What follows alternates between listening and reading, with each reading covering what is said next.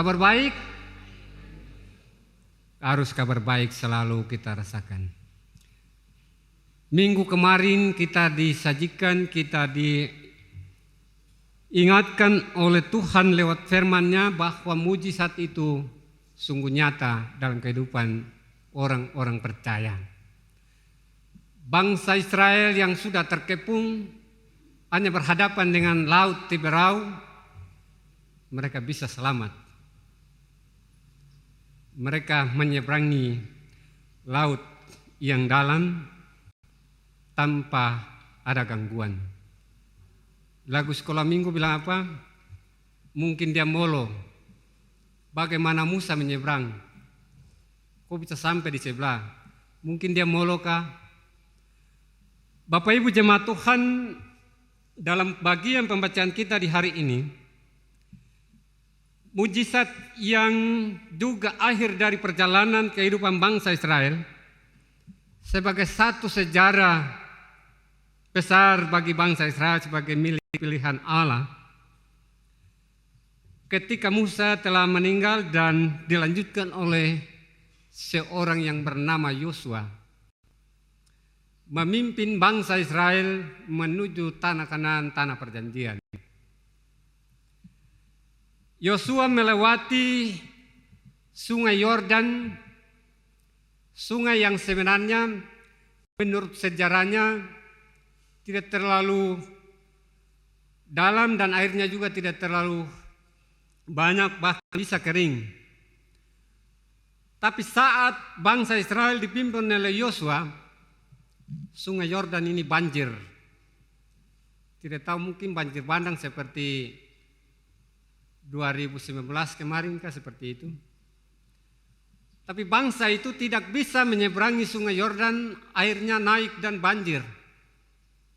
Kemudian Yosua memimpin bangsa Israel di tepi sungai Yordan dan mereka berhenti di situ kurang lebih 3 malam lamanya. Perjalanan mereka untuk masuk ke tanah Kanaan ini menjadi satu tanda tanya besar. Apakah mereka bisa sampai ataukah seperti apa? Dalam bagian yang kita coba untuk melihat Yosua pasal 3 ayat yang pertama sampai dengan ayat yang ke-17, tema besar kita adalah kuduskanlah dirimu, Allah ada di tengah-tengah kamu. Kuduskanlah dirimu, Allah ada di tengah-tengah kamu. Bapak Ibu Saudara yang Tuhan Yesus kasihi,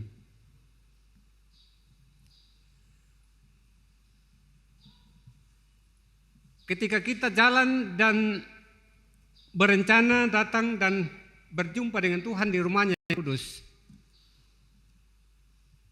bagaimanakah hati dan kehidupan kita untuk datang kepadanya? Apakah ada hal-hal lain yang kita pikirkan? Ada hal-hal lain yang membuat kita sedikit terganggu dan lain sebagainya? Kita mau datang kepada Tuhan dengan seluruh kehidupan kita, seluruh hidup kita, tapi juga dengan seluruh sukacita kita mau datang dan bersyukur hanya kepadanya. Karena apa? Mujizatnya itu selalu ada. Napas hidup kita masih ada sampai hari ini. Itulah mujizat terbesar yang Tuhan nyatakan bagi saudara dan saya hari ini. Ayatnya yang pertama sampai dengan ayat yang kedua, Yosua dan bangsa Israel terus berjalan dan berjalan di padang gurun dan berkemah di jalan dengan seluruh kehidupan mereka, tua muda, laki-laki, perempuan, dan sebagainya, anak-anak. Tapi Bapak Ibu Saudara, perjalanan itu sangat panjang dalam kehidupan mereka. Kurang lebih mereka mengarungi perjalanan di padang gurun 40 tahun lamanya. Ayat 3 sampai dengan ayat yang keempat, Allah menginstruksikan kepada Yosua supaya Yosua perintahkan kepada para imam yang ada di dalam barisan itu untuk mengikuti tabut perjanjian yang dimana Allah di dalamnya ada bertakhta dan melihat bangsa Israel itu berjalan mengarungi berjalan di tengah-tengah gurun pasir. Ayatnya yang kelima, Bapak Ibu Saudara, bangsa Israel dan Yosua belum pernah melewati daerah gurun itu. Dan pasti kalau kita menyatakan bahwa kita belum mengenal dan mengetahui sesuatu, itu tanda besar dalam kehidupan kita dan kita tidak tahu arah yang harus kita lakukan. Tapi tetap mereka berjalan mengikuti akan pemimpin yang bernama Yosua. Ayat ke-8, ayat ke-6 sampai 8, perintah Yosua untuk imam-imam supaya dengan segala kekuatan dari Allah mengangkat tabut perjanjian itu tanpa hentinya dalam kehidupan mereka, perjalanan mereka. Ayat ke-9 sampai dengan ayat yang ke-13, lagi-lagi perintah Yosua atas instruksi Allah kepadanya bahwa para imam ditugaskan untuk terus mengangkat peti perjanjian, di dalamnya kuasa Allah, terus memantau dan melihat bangsa Israel pilihan Allah untuk melewati sungai Yordan yang sementara banjir dalam situasi dan kondisi seperti itu. Ayat 14 sampai dengan 17, para imam melewati sungai Yordan dengan tabut yang terus diangkat. Perjanjian tabut ini di dalamnya kekuatan dan kuasa Allah, sehingga mereka terus berjalan dan berjalan sampai ke seberang, dan umat bangsa Israel berjalan dari belakang tanpa ada gangguan, tanpa ada rintangan dengan banjir yang terjadi seperti itu, Bapak Ibu Saudara. Mujizat Tuhan itu ya dan amin, Bapak Ibu Saudara. Dan itulah yang dialami oleh bangsa Israel ini untuk melewati sungai Yordan di bawah pimpinan Yosua yang disebut di dalam firman Tuhan bahwa mulai hari ini akan diangkat namamu menjadi nama yang besar. Nama untuk memimpin bangsa Israel, nama untuk membawa bangsa Israel keluar dari perbudakan, keluar dari penderitaan dan kesengsaraan untuk menuju tanah perjanjian yang dijanjikan oleh Allah. Itulah mujizat Tuhan, Bapak Ibu Saudara. 2 minggu berturut-turut kita dengarkan dengan hadirnya Yosua pada hari ini. Apa yang kita renungkan dalam perjalanan bangsa Israel untuk mengalami mujizat Tuhan dalam pembacaan kita di hari ini?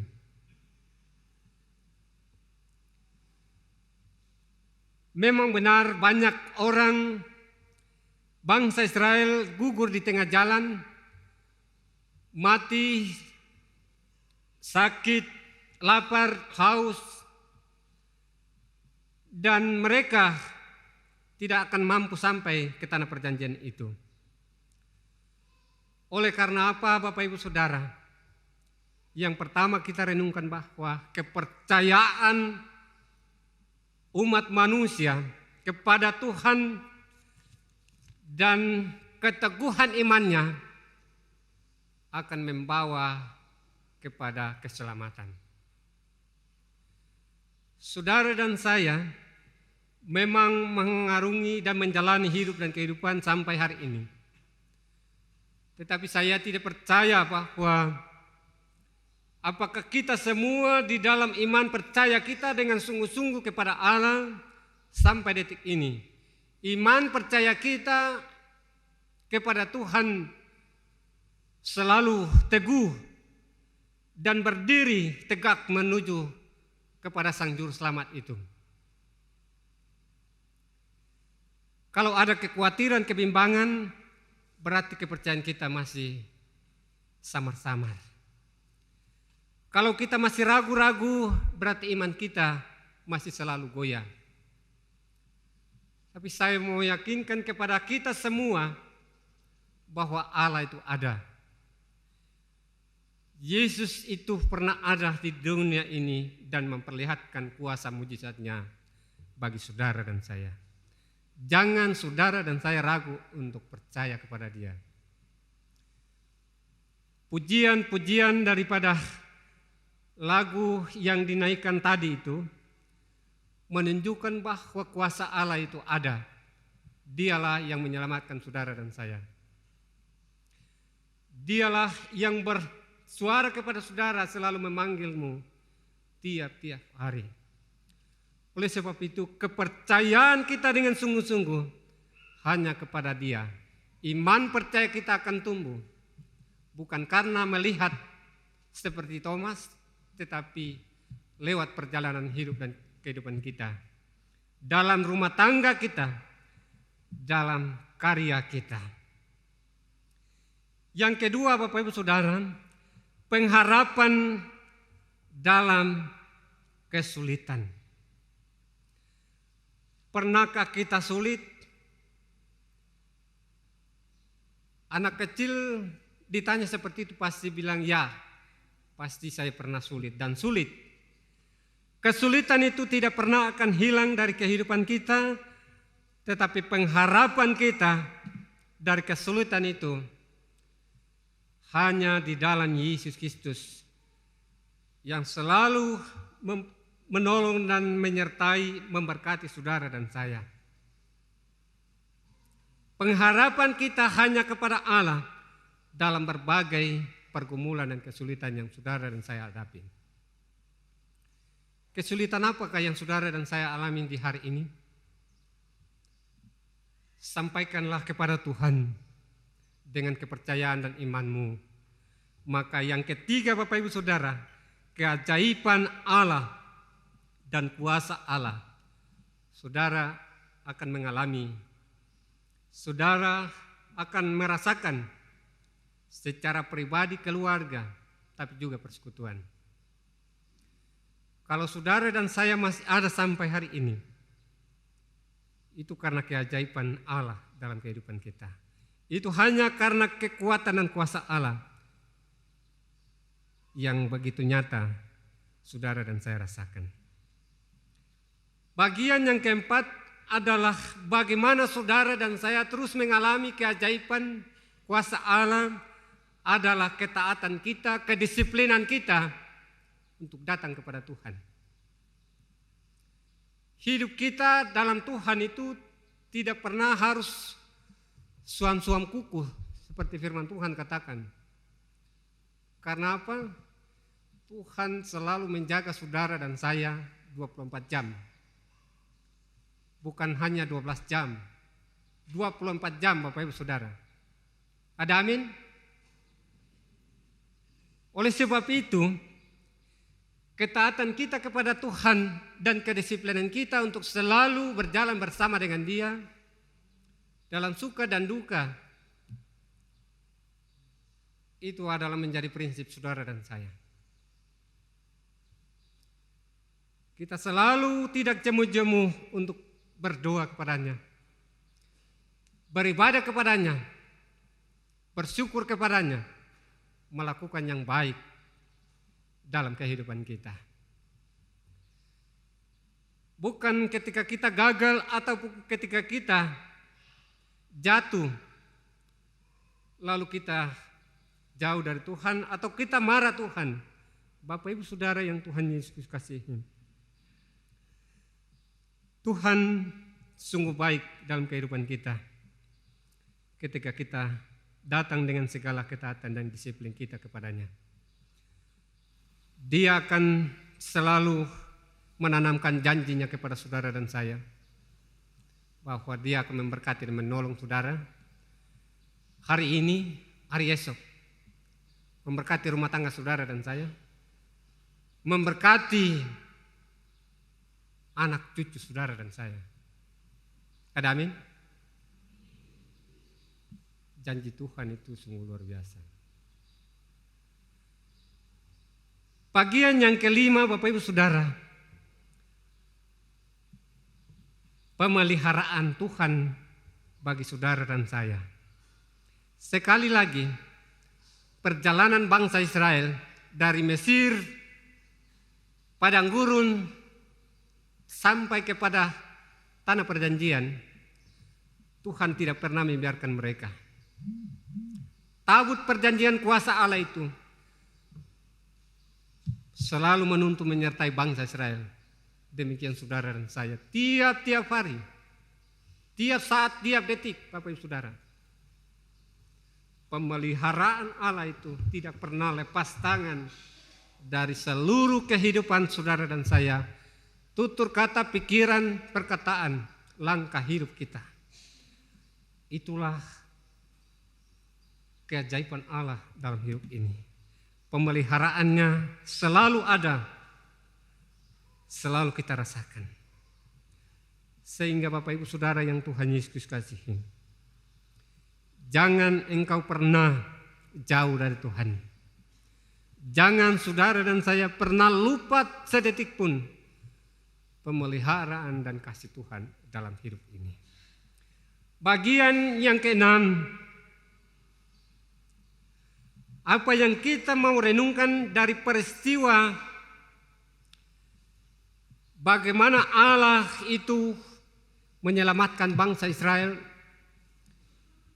sebagai milik pilihannya dari perbudakan di Mesir dengan segala tantangan, tulah penyakit yang begitu banyak, tetapi juga perjalanan yang begitu luar biasa, sangat sulit keluar dari tanah Mesir, masuk ke tanah padang gurun dan masuk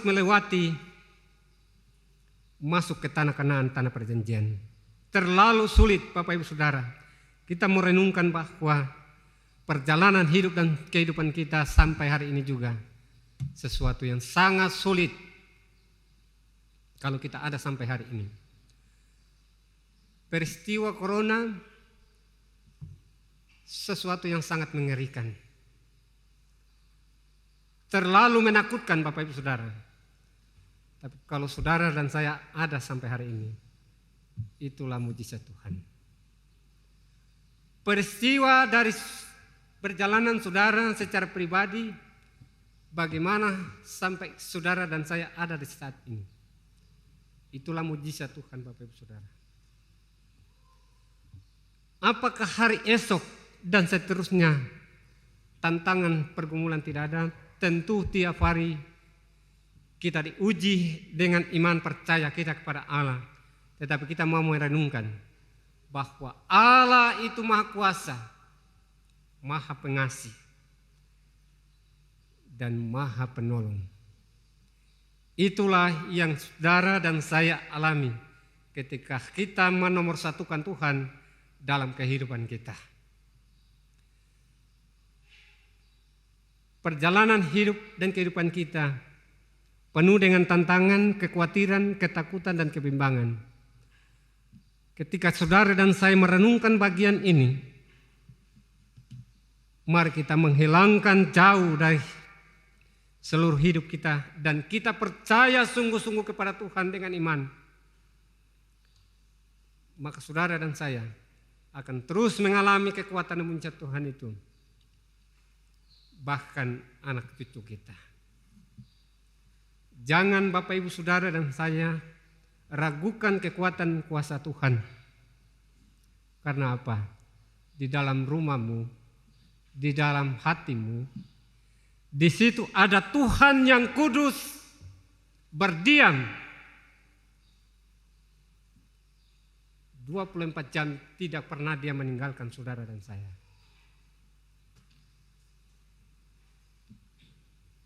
Ada orang bilang begini, Pak Pendeta, saya punya rumah itu ada hantu. Rumah kami kadang tidak hidup nyaman, kadang kami bermimpi begini dan begitu, atau kadang kami sakit dan lain sebagainya. Bapak Ibu Saudara yang Tuhan Yesus kasihi, apakah itu sesungguhnya benar? Ataukah kita mendatangkan semua kekuatan gelap itu dalam kehidupan kita? Sementara Allah yang kudus dan suci itu, dia ada berdiam di dalam diri saudara dan saya, berdiam diri di dalam keluargamu. Bahkan dia selalu mengawal saudara siang dan malam. Di mana saudara dan saya ada, di situ Tuhan ada. Di mana saudara dan saya melangkah, di situ Tuhan ada. Ada amin? Itulah Tuhan Allah yang hebat bagi saudara dan saya. Tuhan memberkati saudara dengan firman dan selalu menjadikan Tuhan Allah di dalam Yesus Kristus menjadi nomor 1 dalam hidupmu. Saudara dan saya melihat mujizat Tuhan, bahkan anak cucu.